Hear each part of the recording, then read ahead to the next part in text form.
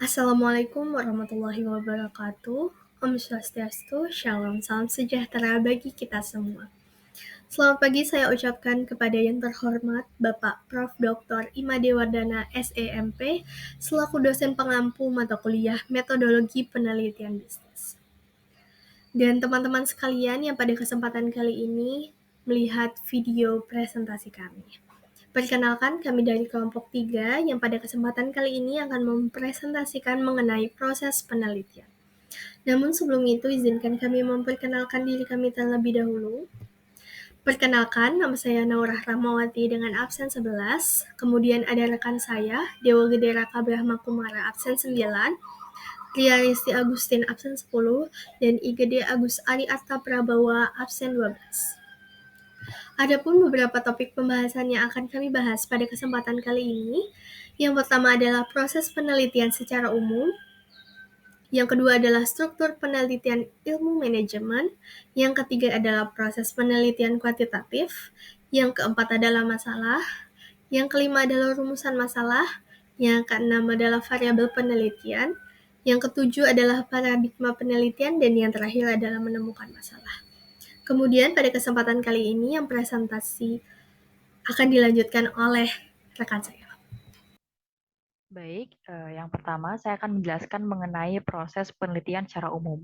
Jadi, proses penelitian itu merupakan serangkaian langkah sistematis yang dilakukan untuk menjawab pertanyaan penelitian atau memecahkan masalah. Dan menurut buku Sugiono, proses penelitian umum itu meliputi tahapan berikut. Yang pertama ada identifikasi masalah, di mana peneliti itu menentukan masalah atau topik yang akan diteliti. Dan masalahnya itu harus relevan, menarik, dan juga memiliki nilai akademis atau praktis.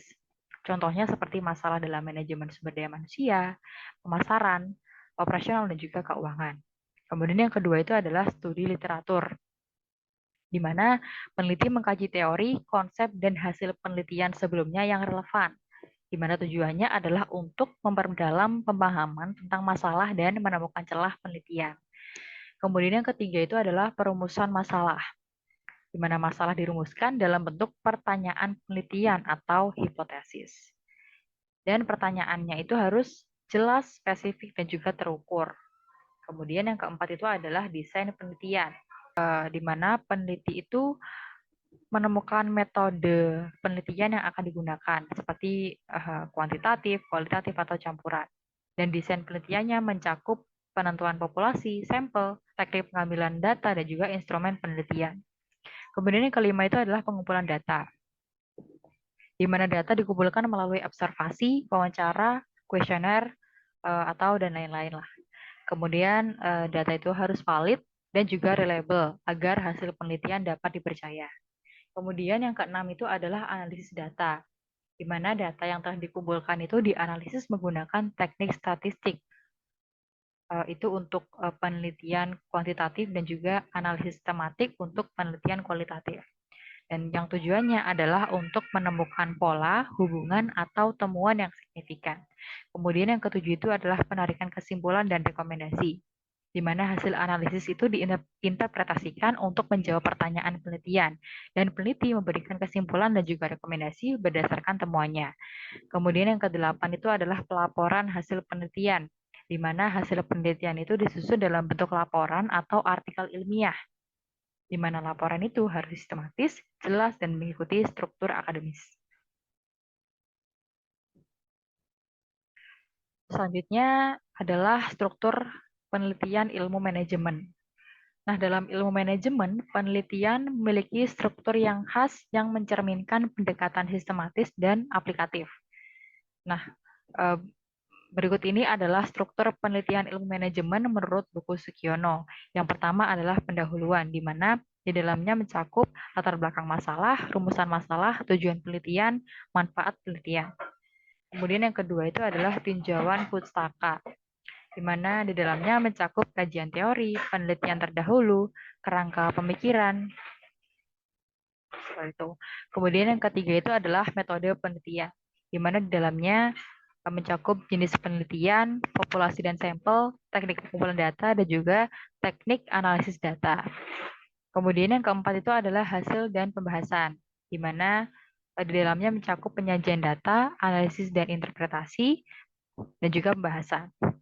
Selanjutnya yaitu adalah kesimpulan dan saran, di mana di dalamnya adalah mencakup kesimpulan dan juga saran atau rekomendasi praktis bagi manajemen atau peneliti selanjutnya. Kemudian yang keenam itu adalah daftar pustaka dan lampiran, di mana terdapat referensi yang digunakan dalam penelitian dan juga lampiran itu berupa instrumen penelitian, hasil uji statistik, atau dokumen pendukung lainnya. Selanjutnya adalah proses penelitian kuantitatif. Jadi berdasarkan gambar tersebut diberikan penjelasan bahwa setiap penelitian itu dimulai dengan masalah yang berbeda antara penelitian kuantitatif dan kualitatif. Nah, dalam penelitian kuantitatif, masalah itu kan sudah jelas. Sementara dalam penelitian kualitatif, masalahnya berkembang selama penelitian. Nah, setelah masalah diidentifikasi, peneliti itu merumuskan masalah dalam bentuk pertanyaan yang akan dijawab menggunakan teori. Jawaban sementara terhadap masalah tersebut disebut dengan hipotesis yang nanti diuji secara empiris. Peneliti mengumpulkan data dari populasi atau sampel yang representatif, menggunakan instrumen yang telah diuji validitas dan juga reliabilitasnya. Data yang terkumpul itu dianalisis menggunakan statistik deskriptif atau inferensial untuk menguji hipotesisnya. Kemudian hasil analisis itu disajikan dalam bentuk tabel atau grafik yang dibahas lebih lanjut nantinya. Nah, kemudian kesimpulan itu diambil berdasarkan rumusan masalah yang ada dan saran diberikan untuk pencegahan masalah yang telah ditemukan. Jika hipotesis tidak terbukti, peneliti perlu memeriksa kembali teori, instrumen, pengumpulan data, analisis, atau rumusan masalah yang diajukan. Baik, selanjutnya adalah masalah. Masalah dapat diartikan sebagai suatu kesenjangan atau penyimpangan antara yang seharusnya dan apa yang benar-benar terjadi, antara teori dan praktik, antara aturan dan pelaksanaan, serta antara rencana dan juga pelaksanaan. Setiap penelitian itu harus dimulai dengan masalah, meskipun memilih masalah penelitian itu seringkali menjadi tantangan terbesar dalam proses penelitian. Nah, jika peneliti berhasil menemukan masalah yang tepat, maka sebenarnya 50% dari pekerjaan penelitian itu sudah selesai. Oleh karena itu, menemukan masalah dalam penelitian adalah langkah yang tidak mudah, tetapi setelah masalah ditemukan, penelitian itu dapat segera dilanjutkan. Baik, selanjutnya adalah sumber masalah, di mana menurut Stormer tahun 1982 menyatakan bahwa masalah dapat diketahui atau dicari apabila terdapat penyimpangan antara pengalaman dan kenyataan, antara yang direncanakan dan kenyataan, adanya pengaduan atau kompetisi. Kita bisa bahas pertama itu ada terdapat penyimpangan antara pengalaman dengan kenyataan. Perubahan selalu terjadi, namun seringkali tidak diinginkan karena bisa menimbulkan suatu masalah. Misalnya, seorang yang terbiasa memimpin di bidang pemerintah harus beralih ke dunia bisnis, atau ketika sistem pemerintah itu awalnya terpusat atau sentralisasi berubah menjadi desentralisasi. Perubahan semacam ini seringkali menimbulkan masalah. Begitu pula kebiasaan menulis dengan mesin ketik manual yang tiba-tiba digantikan dengan komputer, itu bisa menjadi sebuah masalah. Pertanyaannya adalah, apa yang menjadi masalah yang mendasari perubahan tersebut? Mengapa perubahan itu diperlukan? Seperti perubahan sistem pemerintah atau kebijakan pendidikan yang selalu berubah-ubah. Apa masalah yang timbul setelah perubahan itu dilakukan? Setelah itu. Kemudian yang kedua itu adalah terdapat penyimpangan antara apa yang telah direncanakan dengan kenyataan. Nah, jika hasil yang dicapai tidak sesuai dengan rencana, pasti kan ada masalah. Misalnya pada era Orde Baru, direncanakan bahwa Indonesia akan bisa dikatakan terbang pada tahun 2000, tetapi kenyataannya tidak tercapai, yang menyebabkan itu suatu masalah. Begitu pula setelah reformasi, diharapkan harga-harga itu turun, tetapi kenyataannya kan tidak. Itu kan menimbulkan suatu masalah. Seperti itu. Sehingga masalah itu bisa ditemukan dengan melihat adanya penyimpangan antara rencana dan juga kenyataannya. Selanjutnya ada pengaduan. Misalnya suatu organisasi yang awalnya tidak memiliki masalah, bisa saja menghadapi masalah setelah ada pengaduan mengenai produk atau pelayanan mereka. Misalnya, keluhan yang dimuat di media tentang kualitas produk atau pelayanan dapat merusak reputasi lembaga tersebut. Itu kan membuat orang itu kan enggan membeli produk atau menggunakan jasanya. Seperti itu. Kemudian yang terakhir itu ada kompetisi. Kompetisi sering menimbulkan masalah, terutama jika tidak dimanfaatkan dengan baik. Misalnya perusahaan pos dan giro menghadapi masalah setelah ada biro jasa lain yang menawarkan layanan serupa. Atau ketika PT Telkom menghadapi pesaing telepon genggam. Seperti itu.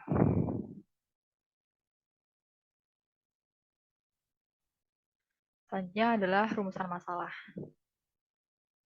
Rumusan masalah berbeda dari masalah. Masalah adalah kesenjangan antara yang diharapkan dan yang terjadi, sedangkan rumusan masalah adalah pertanyaan yang jawabannya dicari melalui pengumpulan data. Meskipun demikian, rumusan masalah selalu didasarkan pada masalah yang ada. Kemudian, bentuk-bentuk rumusan masalah penelitian itu ada deskriptif, komparatif, dan juga asosiatif. Kita bahas satu-satu, dimulai dari rumusan masalah deskriptif. Rumusan masalah deskriptif itu berkaitan dengan pertanyaan tentang keberadaan variabel mandiri, baik satu variabel atau lebih. Penelitian ini tidak membandingkan variabel dengan sampel lain atau mencari hubungan antar variabel, melainkan hanya mendeskripsikan variabel tersebut. Penelitian ini disebut dengan penelitian deskriptif. Baik, izin melanjutkan. Selanjutnya adalah rumusan masalah komparatif.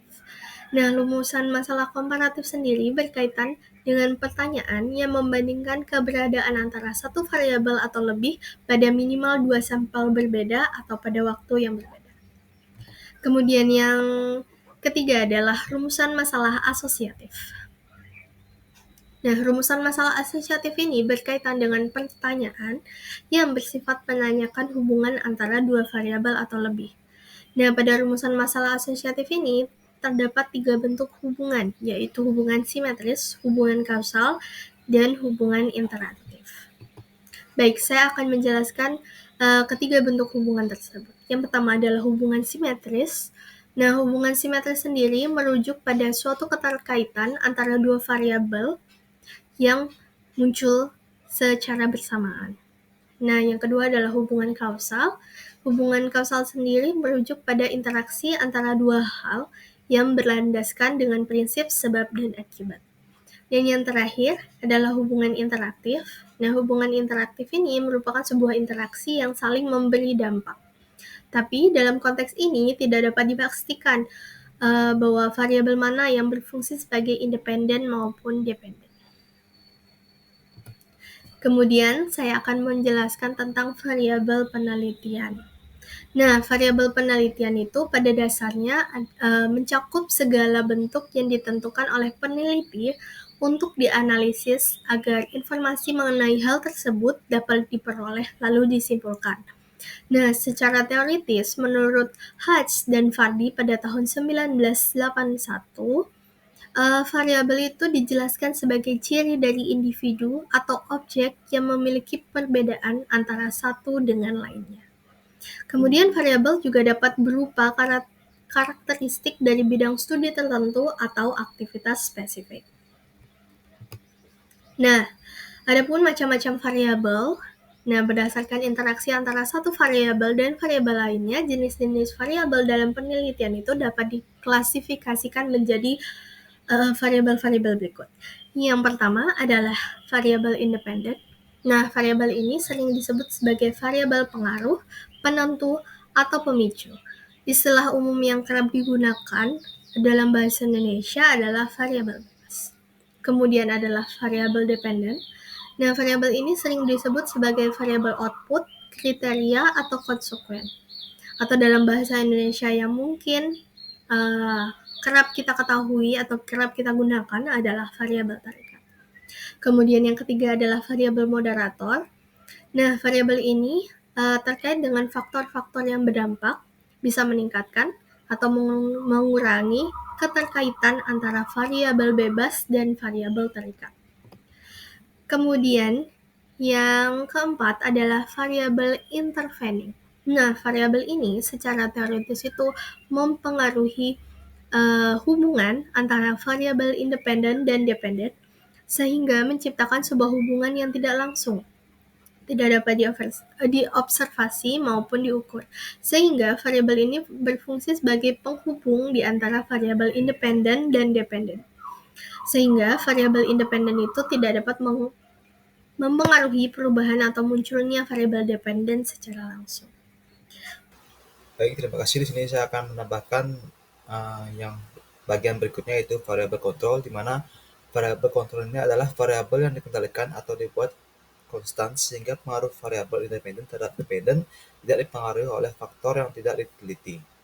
Variabel kontrol ini sering digunakan oleh peneliti bila akan melakukan penelitian yang bersifat membandingkan.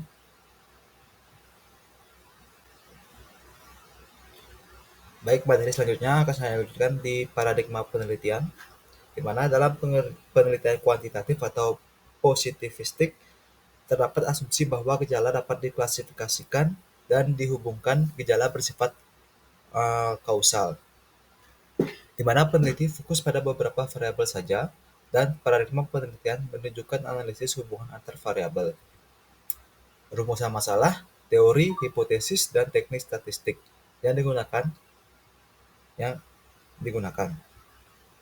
Untuk paradigma atau model penelitian kuantitatif untuk penelitian survei disajikan dalam gambar berikut. Baik, yang pertama itu ada paradigma sederhana, yang dimana paradigma ini terdiri atas satu variabel, independen dan dependen. Nah, hal ini dapat digambarkan seperti gambar yang sudah ada di layar, yang dimana X itu sama dengan kualitas alat dan Y itu sama dengan kualitas barang yang dihasilkan.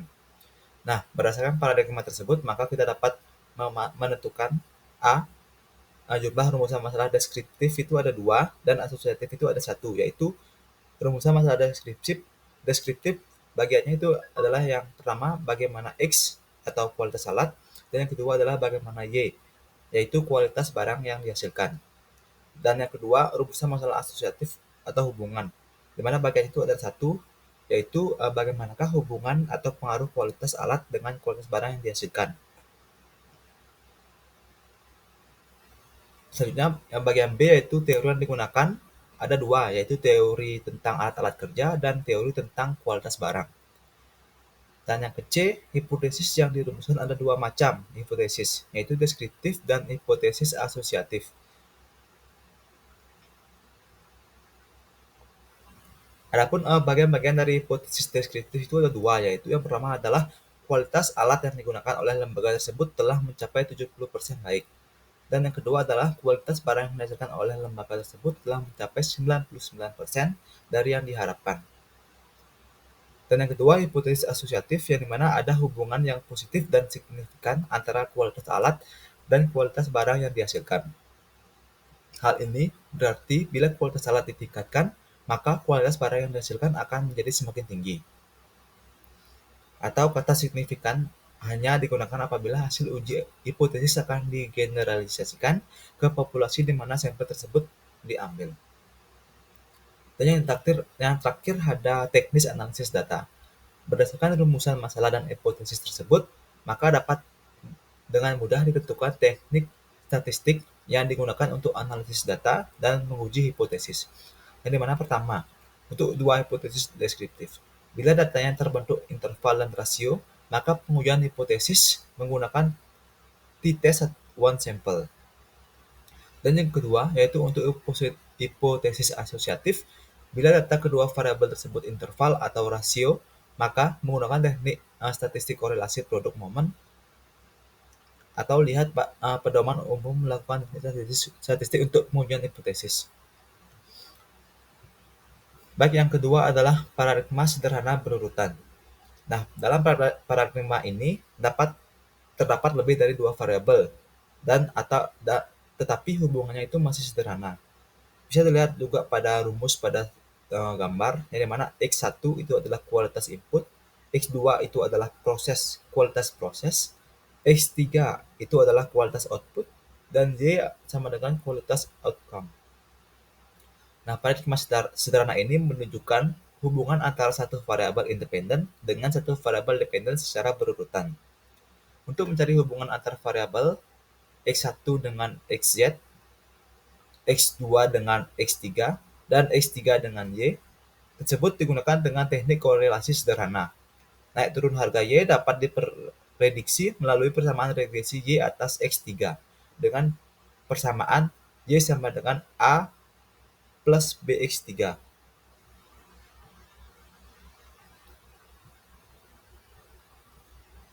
Selanjutnya adalah paradigma ganda dengan dua variabel independen. Dalam paradigma ini terdapat dua variabel independen dan satu dependen. Dalam paradigma ini juga terdapat 3 rumusan masalah deskriptif dan 4 rumusan masalah asosiatif, atau 3 korelasi sederhana dan 1 korelasi ganda. Bisa dilihat pada gambar berikut, yaitu X1 ini sama dengan lingkungan keluarga, Y sama dengan keberhasilan usaha, dan X2 itu sama dengan demografi. Paradigma ganda dengan dua variabel independen X dan X2 dan satu variabel dependen Y untuk mencari hubungan X dengan Y dan X2 dengan Y menggunakan teknik korelasi sederhana. Untuk mencari hubungan X dengan X2 secara bersama-sama terhadap Y menggunakan korelasi ganda. Selanjutnya itu adalah paradigma ganda dengan 3 variabel independen, di mana dalam paradigma ini terdapat 3 variabel independen, X1, X2, X3, dan 1 independen, atau Y. Rumusan masalah deskriptif ada 4, dan rumusan masalah asosiatif atau hubungan untuk yang sederhana ada 6, dan yang ganda minimal 1. Dapat terlihat pada gambar juga, yaitu X1 ini sama dengan kualitas mesin, X2 sama dengan gaya kepemimpinan manajer, X3 sama dengan sistem karir, dan Y sama dengan produktivitas kerja. Nah, untuk mencari besarnya hubungan antara X1 dengan Y, X2 dengan Y, dan X3 dengan Y, X1 dengan X2, XZ dengan X3, dan X1 dengan X3 dapat menggunakan korelasi sederhana. Dan untuk mencari besarnya hubungan antara X1 secara bersama-sama dengan X2 dan X3 terhadap Y digunakan korelasi ganda. Regresi sederhana dan ganda serta korelasi parsial dapat diterapkan dalam perbandingan ini. Yang kelima itu ada paradigma ganda dengan dua variabel dependen. Di mana dapat dilihat pada gambar, yaitu X itu sama dengan tingkat pendidikan, Y2 itu sama dengan disiplin kerja, dan Y1 itu sama dengan gaya kepemimpinan. Nah, paradigma ganda ini dengan satu variabel independen dan dua dependen. Untuk mencari besarnya hubungan antara X1 dan Y1 dan X dengan Y2 digunakan teknik korelasi sederhana. Demikian juga dengan Y. Untuk Y dengan Y2, analisis regresi juga dapat digunakan di sini. Oke, selanjutnya itu adalah paradigma dengan dua variabel independen dan dua dependen. Dalam paradigma ini terdapat dua variabel independen, X1 dan X2, dan dua variabel independen, Y1 dan Y2. Terdapat 4 rumusan masalah deskriptif dan 6 rumusan masalah hubungan sederhana. Korelasi dan regresi ganda juga dapat digunakan untuk menganalisis hubungan antara variabel secara simultan. Dapat dilihat pada gambar, yaitu X1 ini sama dengan kebersihan kereta, X2 sama dengan pelayanan kereta api, Y1 sama dengan jumlah tiket yang terjual, Y2 sama dengan kepuasan penumpang kereta api. Nah, hubungan antara variabel R, R2, R3, RA, R5, dan R6 dapat dianalisis dengan korelasi sederhana.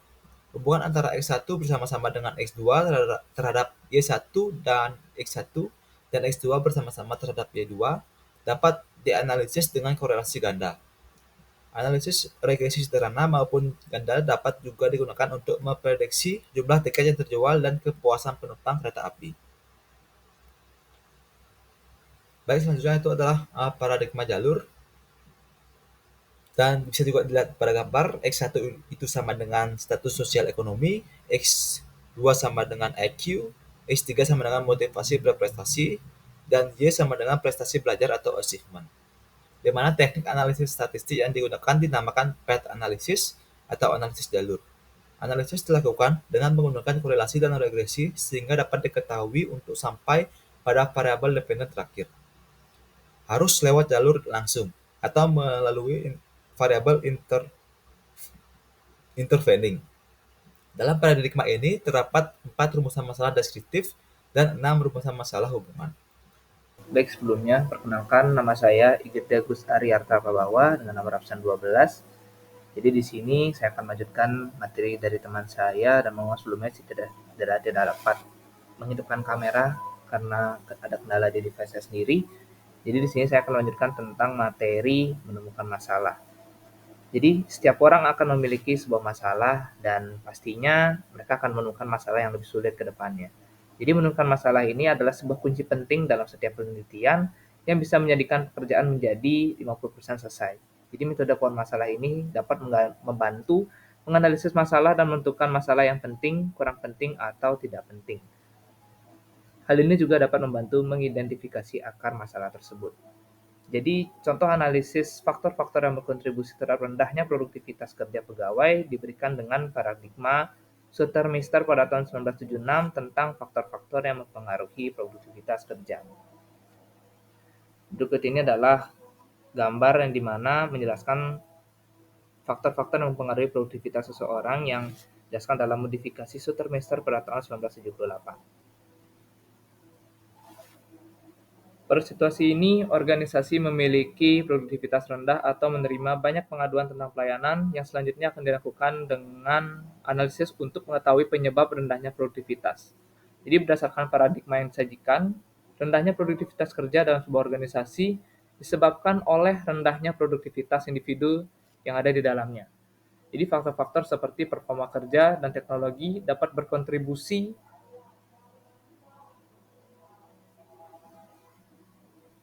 pada rendahnya produktivitas individu dalam organisasi. Jadi, analisis ini akan membantu memahami akar permasalahan dan dapat digunakan untuk merancang solusi perbaikan produktivitas kerja yang lebih baik.